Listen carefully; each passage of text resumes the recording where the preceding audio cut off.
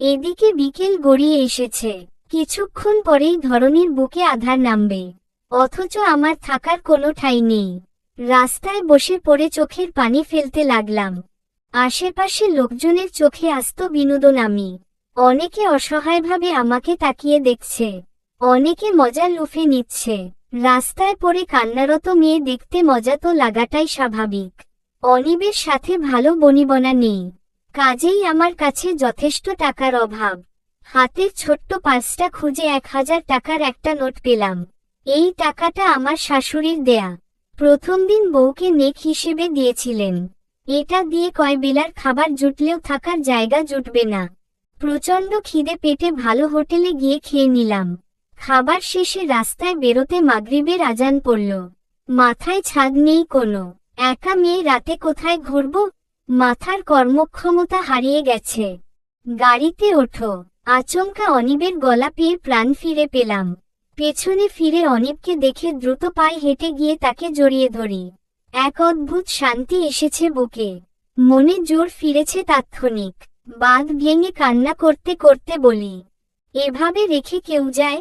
যদি হারিয়ে যেতাম কিংবা মরে যেতাম, কেউ তুলে নিয়ে যেত? আমার হাত দুটো সরিয়ে দূরে ঠেলে দিয়ে বললেন, দূরে থেকে কথা বলো, নিজেকে এত সুন্দর ভেবো না। কার কাজ নেই এই আপদকে তুলে নিয়ে যাবে। আজ তার তীব্র কটু কথাও খারাপ লাগলো না। তিনি ফিরে এসেছেন এই যথেষ্ট। যেখানে ভেবেই নিয়েছিলাম হয়তো পথে পথেই কেটে যাবে বহুদিন। আমি বললাম, হোটেল রুম কেন ছাড়লেন? অনিব চোখ বড় করে রেগে তাকালো। মুহূর্তে কথা বন্ধ হয়ে গেল আমার। একবার রাগিয়ে জোরালো ভুগেছি, আর সাহস নেই। গুটি গুটি পায়ে গাড়িতে গিয়ে বসি। গাড়ি চলতে চলতে এক জায়গা থাকতে বুঝে নিলাম এখানে নামতে হবে। অনিব গাড়ি থেকে নেমে আমায় ইশারা করতে নেমে পড়ি। এবার মুগ্ধ হবার পালা। সামনে একচালা রিসোর্ট, ডানে উঁচু পাহাড় যা সন্ধ্যার হালকা আলোয় নীল রঙে সেজেছে। বাম দিক থেকে ঝর্ণার পানি পড়ার শব্দ ভেসে আসছে। আমি খুশিতে থই থই করে বললাম, কি সুন্দর জায়গা, পাশে কোথাও ঝর্ণাও আছে নাকি? অনিব কথা বলল না, ম্যানেজারের কাছ থেকে সমস্ত বুঝে নিয়ে রিসোর্টের দিকে পা বাড়ায়। রুমে ঢুকে চারিদিকে পরিপাটি দেখে বেশ ভালো লাগলো। তবে আজকের পুরো দিনে শরীরে মনে খুব ধকল গেছে। শিলা আপুর আচরণে রীতিমতো টনক নড়ে গেছে আমার। এমন তো আমার বোন ছিল না, যেন ঘোর অন্যায় করে ফেলেছি।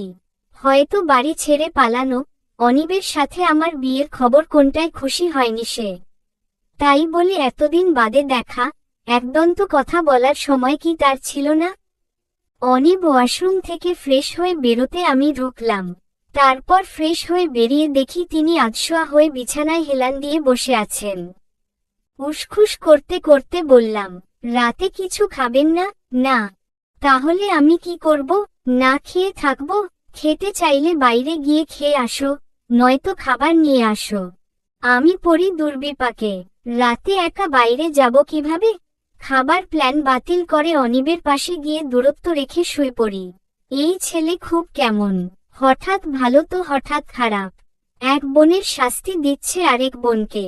আমি হালকা কেশে বলি, শিলা আপুর সাথে তো আপনার এমন কোনো সম্পর্ক না যে বিয়ে ভেঙে যাওয়ায় এত রাগ। তার রেশ ধরে শাস্তির ব্যবস্থা করেছেন, একটু বেশি বাড়াবাড়ি করেছেন। আমি কারো মতো জানতে চাচ্ছি না, আপনি এমন কেন? একটু বউয়ের অধিকার কি দেয়া যায় না?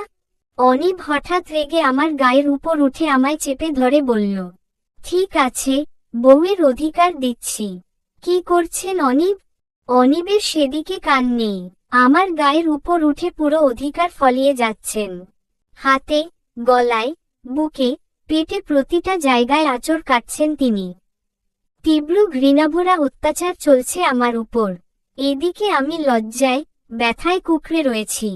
এভাবেই তিনি অধিকার ফলিয়ে চলেছেন। বউ মানে কেবল কি এতেই সীমিত জীবনটা? আর কোনো চাওয়া পাওয়া থাকতে পারে না? কি মনে করেন নিজেকে উনি? এক পর্যায়ে ক্লান্ত হয়ে পাশে শুয়ে পড়লেন। এক সময় ঘুমিয়েও গেলেন। কিন্তু আমার রাত কাটে নিদ্রাহীন হয়ে। মনে মনে শপথ করি, মরি বাঁচি কিন্তু এই লোকের সাথে একটা দিন কাটাবো না। ভোর হতেই লাগেজ নিয়ে বেরোবার পথে থমকে দাঁড়ায়।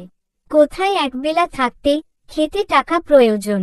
অনিবের পকেট থেকে মানিব্যাগ বের করে পুরোটা হাতলে নিয়ে ক্রেডিট কার্ডটা ওনার জন্য রেখে দিয়ে সমস্ত ক্যাশ নিয়ে চলে আসি। কোথায় যাব জানি না, সামান্য ফোন পর্যন্ত আমার নেই। রিসোর্ট থেকে খানিক দূরে পাকা রাস্তা, রাস্তা ধরে হাঁটতে শুরু করি। এভাবে পুরো 1 ঘন্টা হেঁটে ক্লান্ত শরীরে একটা দোকানের বেঞ্চে গিয়ে বসি। আরে এই যে বর্ষা, কেমন আছিস? আমি চমকে তাকিয়ে দেখি নিহা, আমার স্কুল জীবনের বান্ধবী, কিন্তু ওর বাসা তো ঢাকা, আর সে এখানে কি করছে? আবার ভাবি, হয়তো সেও ঘুরতে এসেছে বর অথবা পরিবারের সাথে। তবুও বললাম, তুই এখানে? সেই প্রশ্ন তো আমার, তুই এখানে কি করিস? আমি হতাশ হয়ে বলি, লম্বা কাহিনী, তুই তোরটা বল। নিহা লাজুক হেসে বলল, এখানে আমার বরের বাড়ি, তাই এখানেই থাকি। ওই তো পাশেই আমার বাসা। মাথায় বুদ্ধি এলো, সাথে আশ্রয়ের একটা আশা।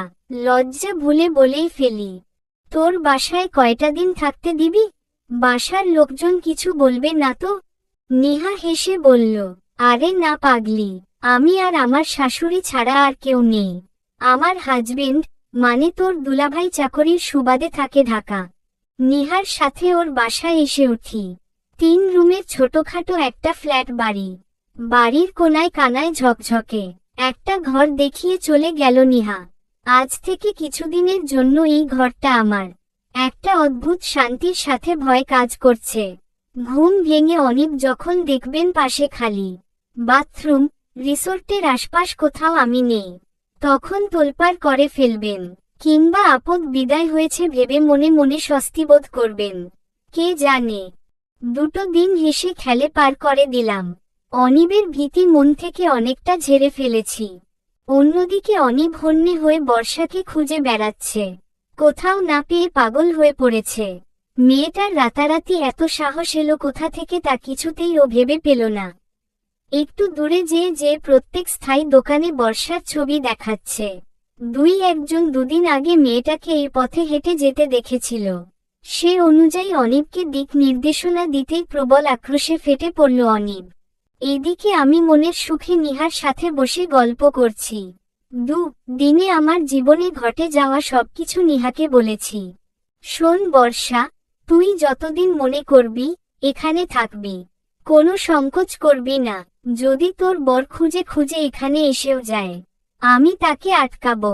কেমন সাহস তোকে নিয়ে যাবে তাই দেখব। তুই চিনিস না উনাকে, কি থেকে কি করবেন তার কোনো ভরসা নেই। খুব ভয় থাকি রে। একটা মানুষকে এত ভয় পাওয়া কি আছে? সকালের নাস্তা করতে আমি আর নিহা সবেমাত্র শুরু করেছি।